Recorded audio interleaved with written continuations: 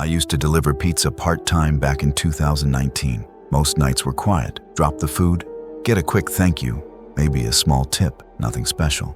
But one night, something was different. That delivery was the last one I ever took, and I still don't know who or what answered the door. It was a Sunday night, close to midnight. We closed at 12 a.m. sharp.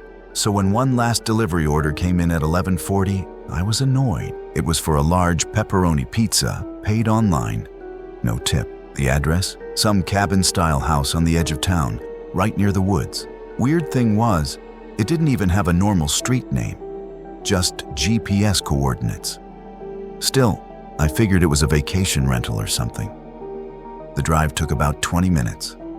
The last stretch was a narrow gravel path, barely wide enough for one car. My headlights lit up only about 10 feet ahead, and the trees on both sides felt like they were closing in. There were no other cars, no houses, no lights. Finally, I saw a soft yellow glow ahead. Just a dim porch light. The house looked like it hadn't been lived in for years. Wooden siding peeling off, windows boarded or too dark to see through, and the porch sagged slightly like it might give way if you stepped wrong. I parked and got out, pizza box in hand. The air was completely still. No wind, no insects, no sound at all. It felt wrong, like the woods were holding their breath. I walked up the steps and knocked on the door. No answer. I knocked again, still nothing. I pulled out my phone to call the number on the order, but I had no signal. Just as I turned to leave the pizza on the porch, I heard the front door slowly creak open behind me. A voice said, "Hey." I turned around. A man was standing in the doorway. He was tall, almost lanky, wearing a hooded sweatshirt despite the heat. His face was hidden in shadow, and something about the way he stood, still, stiff, unnatural, put me on edge. He didn't reach for the pizza.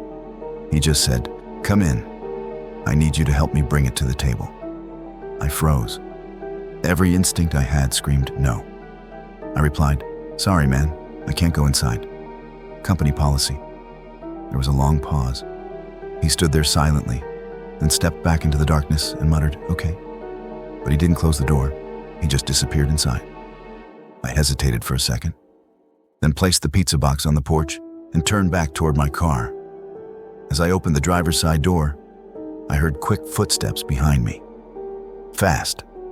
I slammed the door shut, locked it, and started the engine. When I looked in the rearview mirror, there was nothing.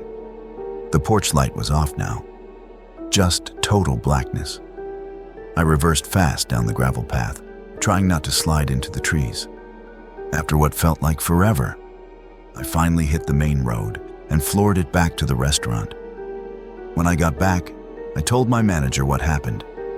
He just laughed and told me to shake it off. But the next day, the police showed up asking questions.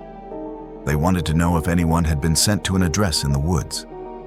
Turns out, the house I delivered to had burned down 2 years earlier.